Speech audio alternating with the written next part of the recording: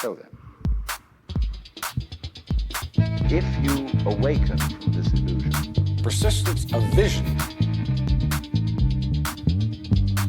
Hello, folks, and welcome to the Persistence of Vision podcast. We have a website, and you can go to that website at pov-publishing.com, where you can read comics by world-class artists. You can read essays and poetry. You can check out all the links to our past podcasts with all the fantastic guests that we've had up till now. And what else? There's links to our books where you can purchase The Goddamn Fool by L.B. Dio and Why So Much by Lance Fever Myers. I am Lance Fever Myers. And I am L.B. Dio. LB, who do we have today, and what book are we discussing? Today we have one of the most notorious figures in the annals of American crime, Mr. Brenner himself. And he will be discussing The Mystic Arts of Erasing All Signs of Death by Charlie Huston. So, prepare yourself and prepare the rest of your dirty family.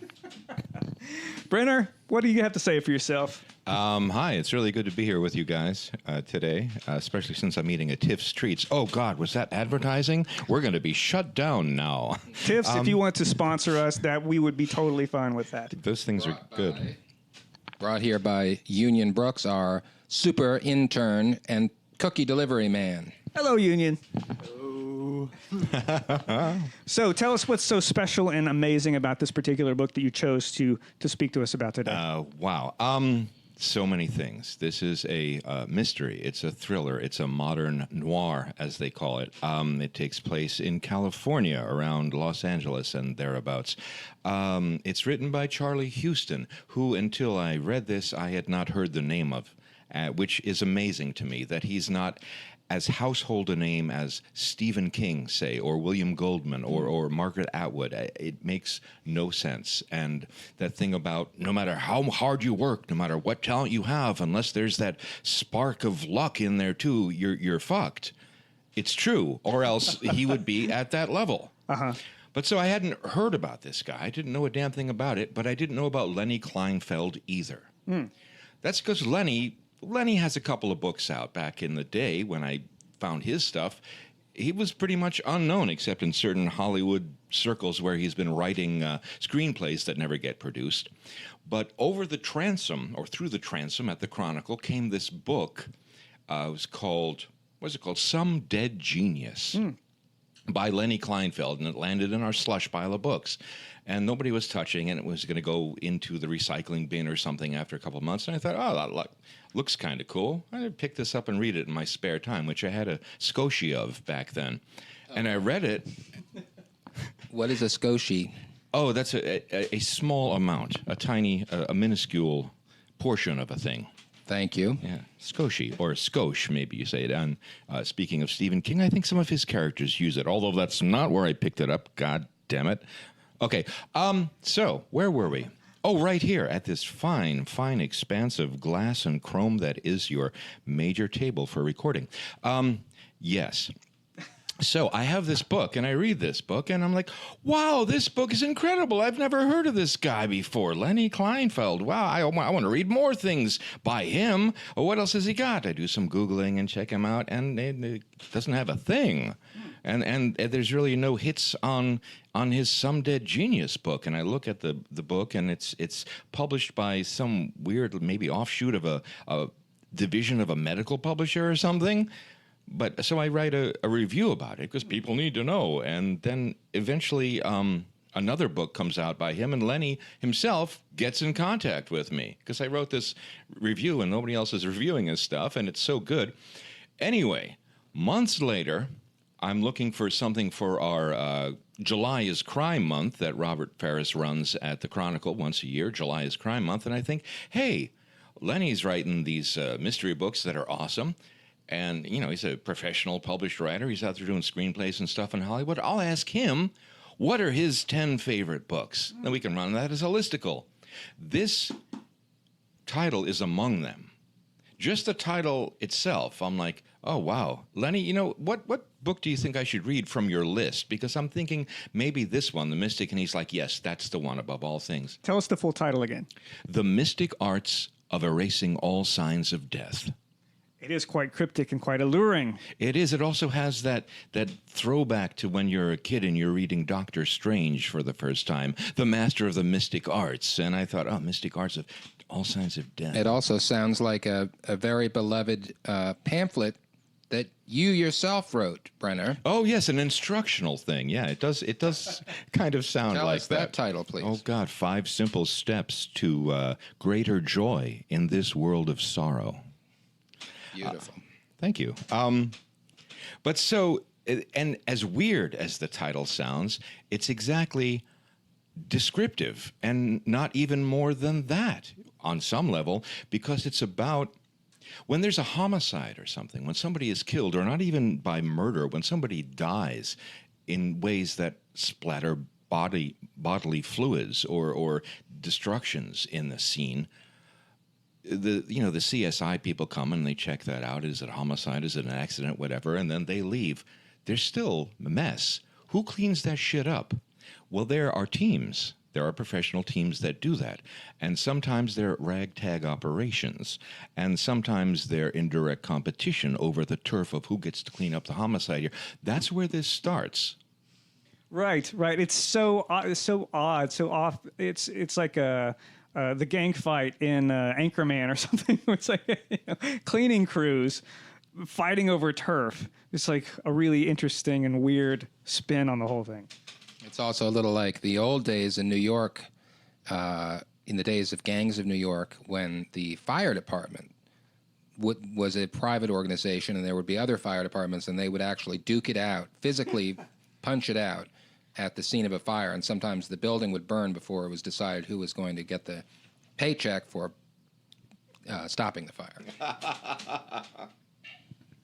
Oh, that stuff is great. But yeah, so you mentioned comic books, and Charlie Huston is actually a comic book writer as well, right? Yeah, besides all the novels he's written, a couple of which are at least on this level, which is scary to say, and the other ones, they're maybe a little bit less, which is also to say better than 95% of the stuff you're ever going to read anyway. He's also written Ultimates. He's written a Wolverine graphic novel. Wolverines. And those are amazing, too. Right. Moon Knight, I think, a reboot of Moon Knight or something like that. Exactly. Yeah. So, but which I think when I read that, it made perfect sense, because reading this book, it did have a little bit of a comic booky feel in that it was offbeat. There was a lot of the narrative is coming from the dialogue, which maybe talk a little bit about that, because I found that to be, I mean, that's always fun and interesting when an author can craft a narrative from just what is being said. Like what is it? Show, don't tell, or whatever it is. It's like, exactly. Right. Exactly. But I felt like this one was actually much more so the case than what you get a lot of times with a first-person narrative. Oh, absolutely, and that's true of all his books. The blurb on the back here from the New York Times, among the other blurbs, says, "Huston writes dialogue so combustible it could fuel a bus and characters crazy enough to take it on the road," which I guess is clever, but it's kind of accurate too, because it is. It's not just combustible. It's exact, and it's exact for every person. It's not just somebody like. Okay, sometimes I will just put in a or a something like that when I'm writing dialogue, and it's cheap and it's easy. He never does a cheap, easy thing. He has people speaking like people speak. And all people are different, and all people talk differently, and he fucking nails it every time. Oh, it's... Yeah, why don't you read an excerpt for us? All right, and this is not even people talking. This is just the interior monologue of the main character. And even itself is, well, you'll see. And this is our main character, Webster Fillmore Goodhue, Webb, who is trying to come to terms with some stuff. Here's the thing about witnessing something truly awful. It sucks. Here's the thing about witnessing a small child being shot in the side of her face and having most of the rest of her face smeared on your clothes and covering her body with yours because some part of your brain has registered the fact that she's been hit by a bullet, and you suddenly find out that you are more than willing to have the next bullet hit and kill you if it means that she'll not be harmed any further. The thing about that is that it hurts when the next bullet doesn't come. You end up thinking about it a lot. When you're not thinking about that second bullet, the one you knew might come and therefore could do something about, you are actually, in point of fact, still thinking about it. You don't really think about anything else. Some of your brain, in order to keep you focused on things it needs you to do, like breathing and eating and such, builds little facades to place over the surface of the world.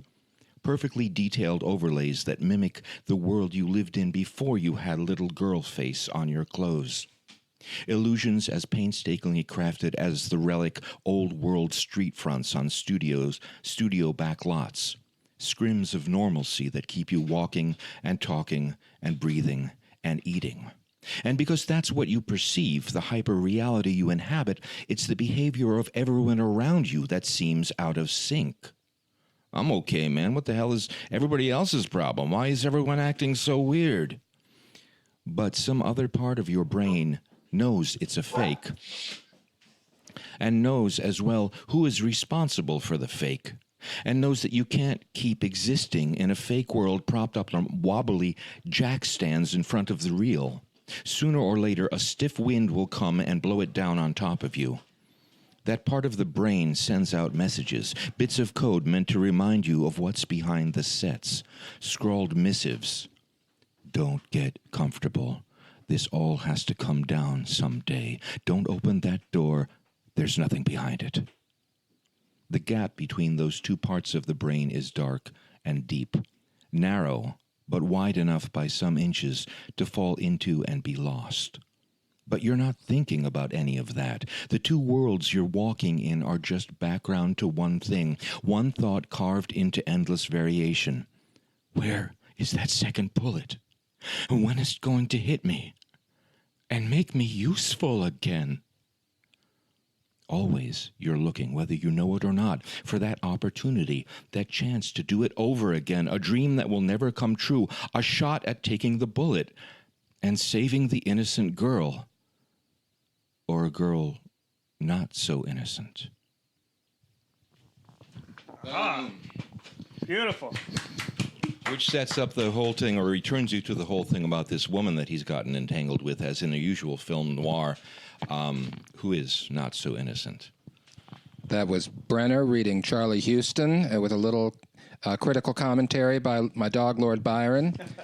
Beautiful, beautiful stuff. Tell us more about this book, Brenner. So, Webb is a dude who, I guess he's in his early to mid-20s, maybe late 20s at most, and he's a slacker. He comes from like a character we know. He comes from circumstances, and he's just doing nothing with his life. But even when you're doing that, you need to have some way of supporting yourself, unless you're going to spiral down into nothingness. And so he gets hooked up with, is it his brother, is it a cousin, is it a friend? It's somebody, maybe it's a high school friend, who runs one of these cleaning organizations that clean the homicide things. And he goes out on a call to clean something up that seems like it's a suicide, and that woman is there because she is she's the daughter of the person that is dead. And then after the team has cleaned all that, he goes back and she calls him because there was like a bit of a spark between them. But like with all femme fatales and most film noirs, is that an innocent, hey, let's hook up, or is something deeper going on with a whole bunch of bullshit that's been buried for years and has to do with oddly enough, shipments of almonds internationally and human trafficking. It's just wow. So you mentioned, we talked a little bit about comic books and film noir, and then we heard a sample that is very, very dark and very emotionally brutal in many ways. But when you talk about violence, and there's a lot of gritty violence, and I mean he reads Fangoria magazine for crying out loud, and talks very in depth about like what he's reading and what the pictures show. But the violence is sort of offset a little bit by the tone. And I want to talk a little bit about like what it means to have violence in a very real sense, and violence when it's in the context of noir. Mm-hmm. It's different. It's a different feeling. It's sort of like the way when you talk about murder in one sense, it's just almost unspeakable. When you talk about it in the sense of like a whodunit, it takes on a fun element, right? I mean, I think there is a little bit of like cartoonishness to the way violence gets portrayed in a noir film or a noir book, as the case may be. I find myself,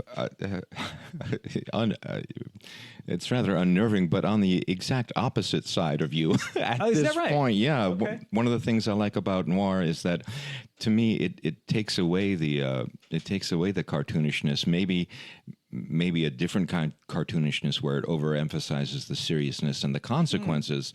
But like you see action movies and stuff, and people are getting shot and killed left and right, and it's like, yeah, whatever, it's just a prop. Whereas here, when somebody gets killed, it has what's the word? Consequences. There's a word I'm searching for. R starts with an R.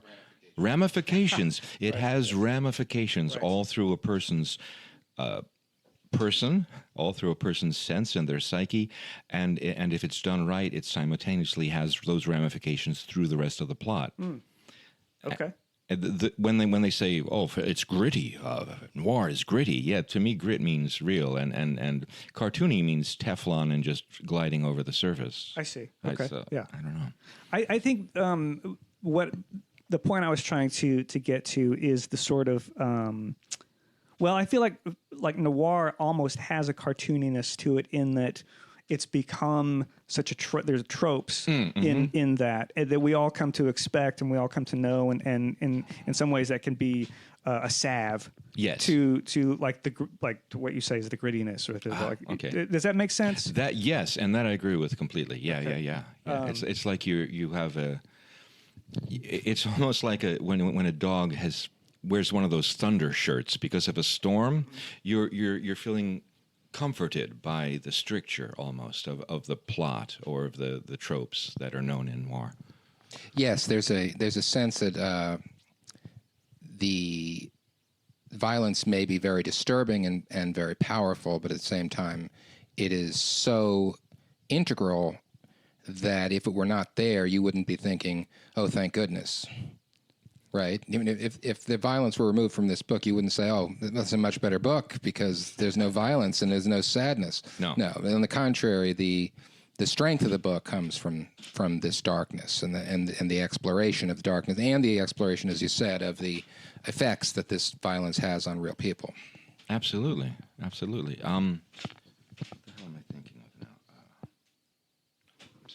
Well, I think there's also an absurdity that's rolled up into it that sort of also kind of knocks you off balance to where you're not necessarily like fixated on the brutality or the humanity of the murders that are occurring or the dark violent aspects of the book, in the same way that something like the absurd changing of scenery. I think the best ways maybe to compare for our listeners out there, to me it made me feel like the Big Lebowski, or like Chinatown. Right. Yes. Exactly. Exactly. That are there's this really absurd surreality to it. Maybe speak a little bit about that aspect, or how that struck you. Oh, yes, and I was just going to say, you talk about the surreality. I mean, the job that this guy has, he's confronted by violence that is so grotesque and so bizarre that it does take on it's a little like in Quentin Tarantino in say Kill Bill, where he'll chop someone's head off and he'll just tell them to pump out 10 times the real amount of blood that a body contains. Mm-hmm. And he's trying to get a comic and bizarre effect. And that reminded me of scenes in the book where they're describing the incredible effects that hydrodynamics can have on a bullet wound, and you see a person whose head literally explodes and things like that, and you see this. And so, yes, we're talking about very, very human situations, and you have the deceased's girlfriend sitting there in the room sobbing, but at the same time, there's something about hearing these physical effects of violence that is so strange that it kind of almost takes you out of it for a minute. Oh, sure. Absolutely. I think it's one of the things that the grit and the realness that's required by noir is because often the plots and sometimes just the circumstances around the plots will seem absurd because it usually doesn't happen. But we all know from our lives how they say, well, I couldn't write that in a novel. No one would believe it. Of course they wouldn't. And yet things like that happen all the time. Yeah. So if you're going to write that, if you're going to write a dull, boring thing that happens to everybody, you could do it in a fakey way and people would still say, well, of course that happened. But if it's something that's bizarre and unusual, even though it happens, you have to give it extra reality. You have to get into the details to nail it down. Right. To keep it from floating off into cloud cuckoo land. Well, so what about the setting here? I mean, when you consider the fact that it's L.A., right? And that adds to the idea of the similarity to the Big Lebowski or Chinatown or something like that. There's something about L.A. There's something about that in noir, in the context of noir. What is it about the setting? Talk to us about how that flavors the novel. Well, it's a big city, and it's a big sprawling city.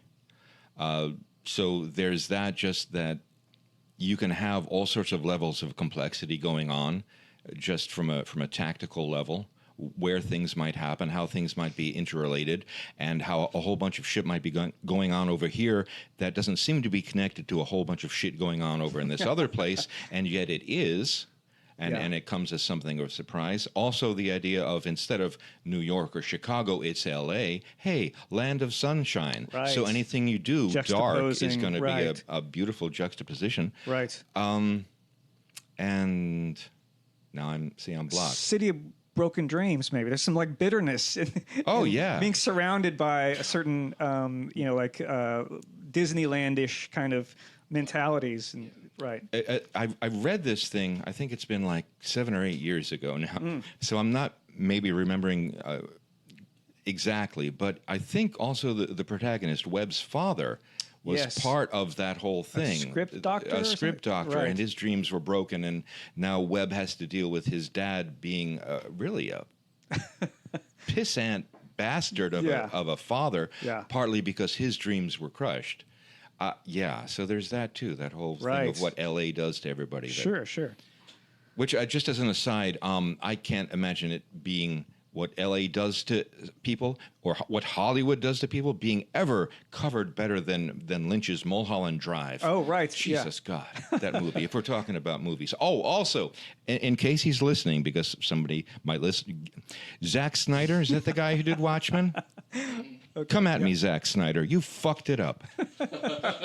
Okay, because of what we're talking about. Because Watchmen, the novel by Alan Moore, and he writes out the scripts line by line almost. Look, Dave Gibbons, you got to draw this right here in this panel right now, and then do this and this. So it wasn't just by chance ever, or the brilliance of collaboration. It was more, and he didn't shy away from showing violence and gore and blood in that novel.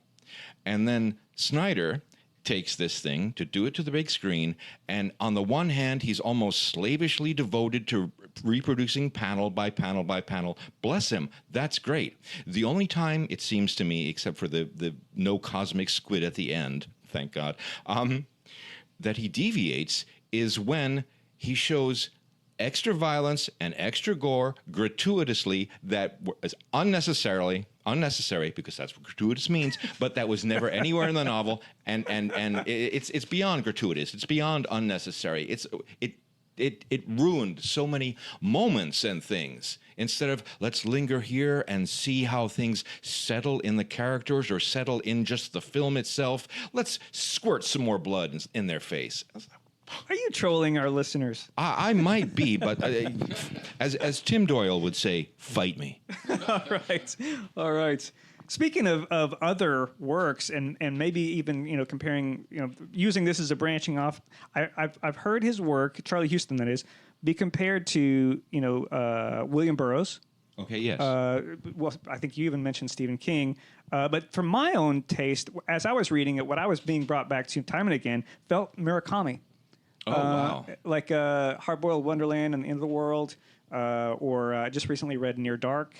And I feel like that, of course, they're both working in the same sort of genre with the noir and the I guess it's the plot structure, but it's also the language. It's the attitude of the characters, all wrapped up, right? Are you? No, I read a couple of short stories, and he did. Is it Sputnik Satellite Sweetheart? Yeah, Sputnik I think Sweetheart. That sounds familiar. Well, I think his most famous work is Wind Up Bird Chronicles. Okay, yeah. But yeah. Well, if you haven't read any Murakami, he's I think right up your alley. Right. Thomas Pynchon as well too. I feel like there's a little Thomas Pynchon wrapped up in there. Oh, absolutely. Especially in light of what was Inherent Vice. Okay. Yeah. Which is kind of another take on L.A. and all that stuff. Right. As the 60s are slipping into the 70s. So tell us about why this book grabbed you as opposed to the person that you're not or someone else. And how did you get hooked into this book besides the fact that it's a great book? I was hooked into the book by the craft of the author. Here's a dude who the protagonist, Webb.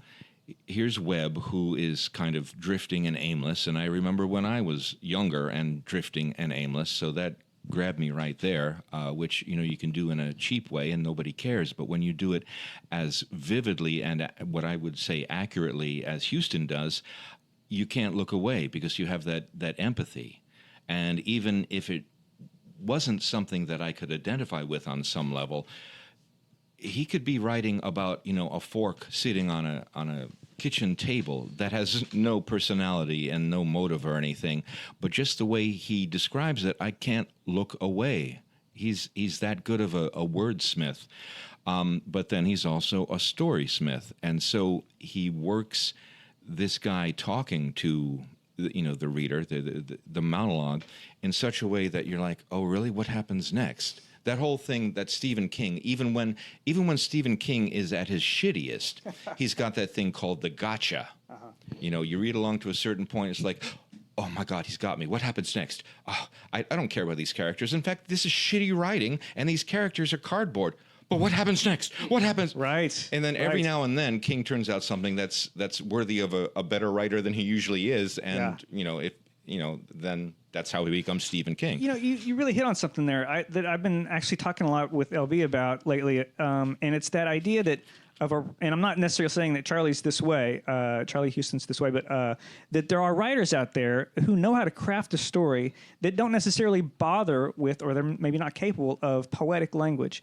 And the idea of like a novel that is really, really poetically, beautifully written versus a novel where the prose is clumsy and uncomfortable and ugly, and yet it's like what you say. You get to the end of the chapter and you cannot put it down. You have to know what happens in the next, and it just draws you through the novel. Exactly. And I'd almost rather, or it's just maybe not rather, but it's easier to get through novels like that, where you're just like really eager to see what happens, and it's all about crafting an interesting arc. Mm-hmm.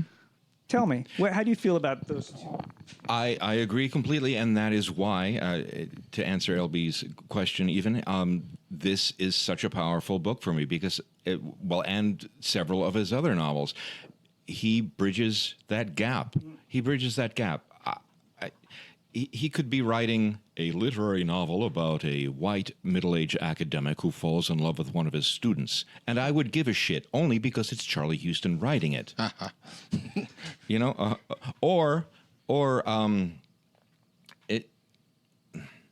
What's the inverse of that?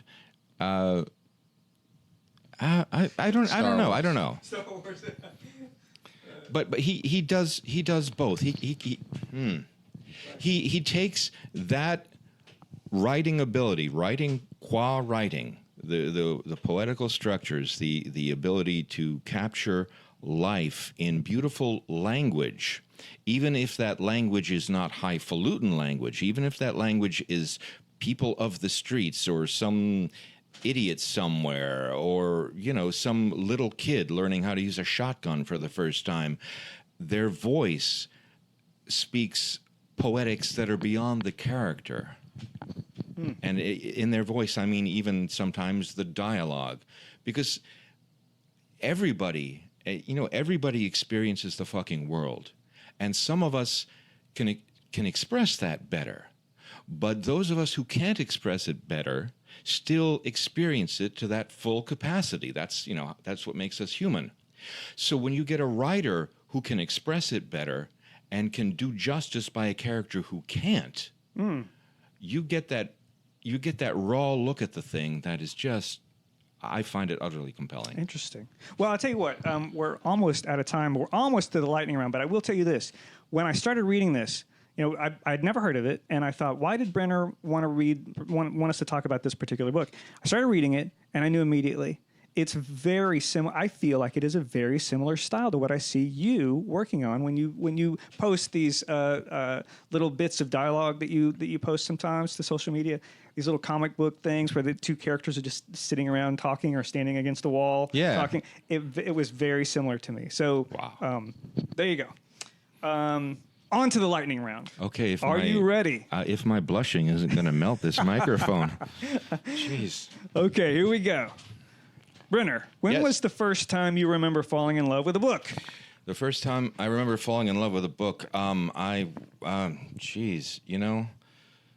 that would have been probably I was 5 years old, and if you can count comic books, is when I was reading Spider-Man back in the day. Okay.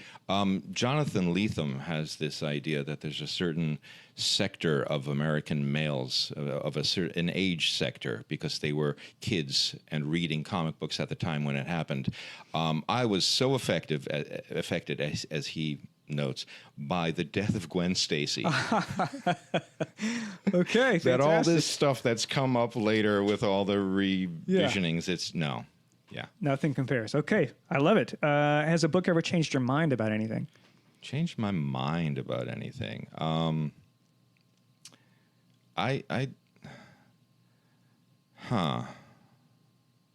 Maybe it changed, it helped me to realize something later on after I'd read it. I mean, when I first encountered libertarianism in its most, you might say, volatile form, even then I might have been more attracted to it if I hadn't been taught earlier from having read Ayn Rand that it's bullshit.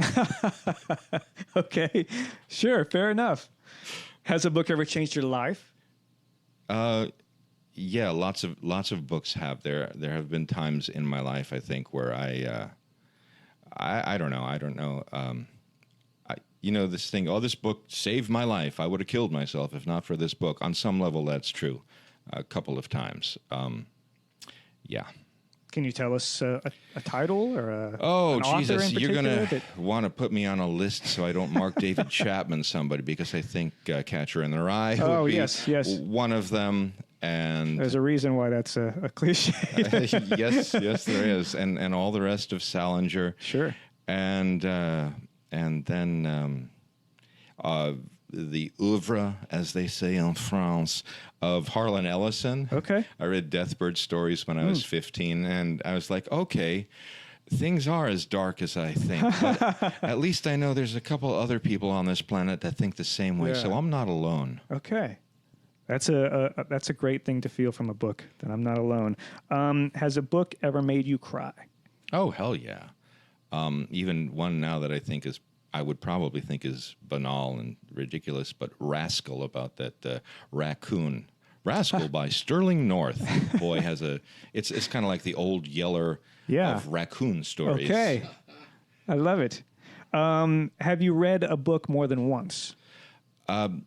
This is a thing between my wife and I, actually. Between my wife and me, actually, that she will reread the fuck out of books and rewatch movies over and over again. And I you don't do it? Not with very few exceptions. So the answer to that is yes, but only 2 books. I reread We Have Always Lived in the Castle by Shirley Jackson. Okay. And I reread Engine Summer by John Crowley. Wow. And those are probably my two favorite books. Okay. They're making a TV show of the castle one. They made that movie already. That boat has sailed, and it has been deemed unworthy. I'm not going to watch it. Well, this brings us to our final question of the lightning round, the big $1 million question. Do you have any poetry committed to memory? And no is a perfectly valid answer. I do, but I had a lot more committed to memory. It's not really committed. It's that I can't get it out of my head. I know that when E.E. Cummings, you know E.E. Cummings. Oh yes. Yeah. Well, when he was like 4 or 5 years old, he wrote his first poem. His mom told him this later on, or whatever, or maybe he had a scrap of paper from when he scrawled on it at that age, something about looking out the window and seeing a sparrow or whatever, and he wrote, "See the birdie go, go, go with its little toe, toe, toe." And that's what I remember. But I used to have committed to memory, being Brenner, of course, Sylvia Plath's Lady Lazarus. Aha, wow. What I didn't know is that another writer in town, Brett Holloway Reeves, he's been married and divorced, and I think it's just Brett Reeves. Okay. Man with an eye patch. Maybe you know him?